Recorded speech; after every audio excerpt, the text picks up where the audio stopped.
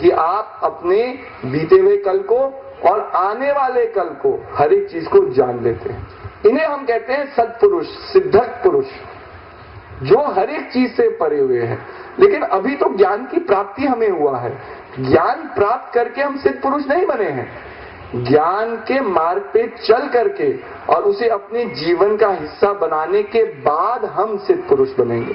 तो अभी तो बहुत लंबा रास्ता हमें कायम करना है, अभी बहुत लंबी मंजिल है हमारी, हमारा जो गोल है अभी हमारे समीप नहीं है, और यही जीवन का संघर्ष है।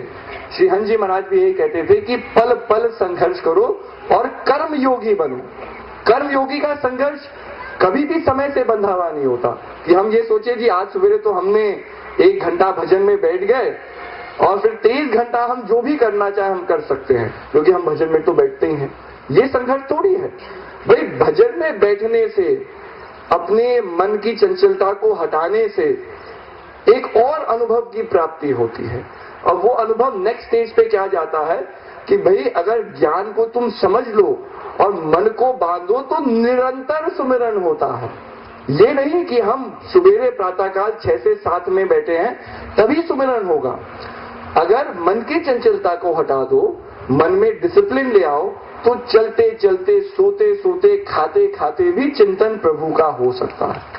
लेकिन ये एडवांस स्टेज है, ये वो स्टेज नहीं है, क्योंकि भाई हम क्या है, बस में बैठ जाते हैं, हम प्रभु को भूल जाते हैं, क्योंकि बस में धक्का मुक्का लगेगा, उस प्रभाव में हम फंस जाते हैं।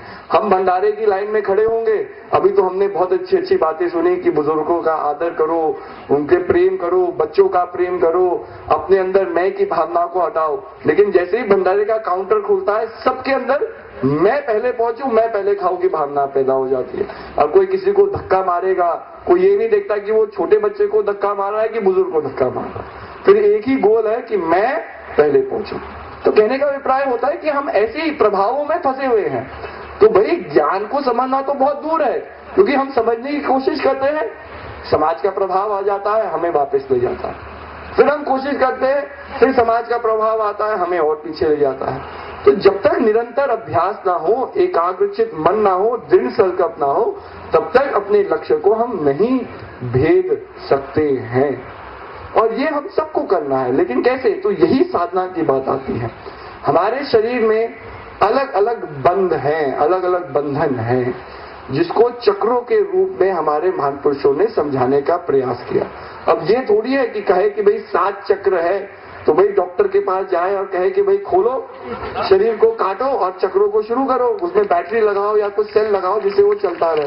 इसका मतलब ये थोड़ी, तो समझने का प्रयास करना चाहिए कि भाई क्या कहा जा रहा है।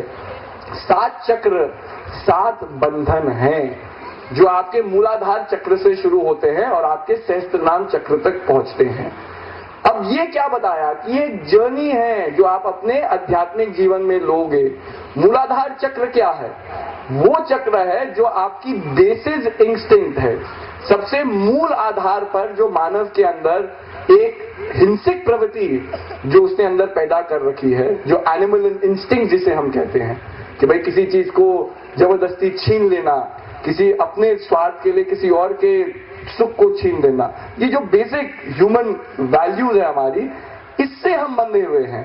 जब तक अपने अंदर से अपनी बुराइयों का ना हम हटाए, तब तक हम वहीं के वहीं रहेंगे, आध्यात्मिक प्रोग्रेस नहीं है। लेकिन जैसे ही आप ज्ञान की शक्ति के द्वारा, अपनी साधना के द्वारा संगत प्राप्त करके महान पुरुषों की, जब आप अपने जीवन में एक पॉजिटिव चेंज लाते हैं, तो सबसे पहले चेंज तो इमोशनली आपके अंदर ही होता है ना। आप संसार को अलग दृष्टि से देखने लगते हैं, आप लोगों को अलग दृष्टि से देखने लगते हैं। आपके अंदर जो धर्म, जात पात, संप्रदाय के नाम पर जो दरारें खींची है, सबसे पहले वही तो टूटती है। भाई आज हम देखते हैं कि गुरु महाराज जी की कृपा से यहाँ पर कितने लोग बैठे हैं।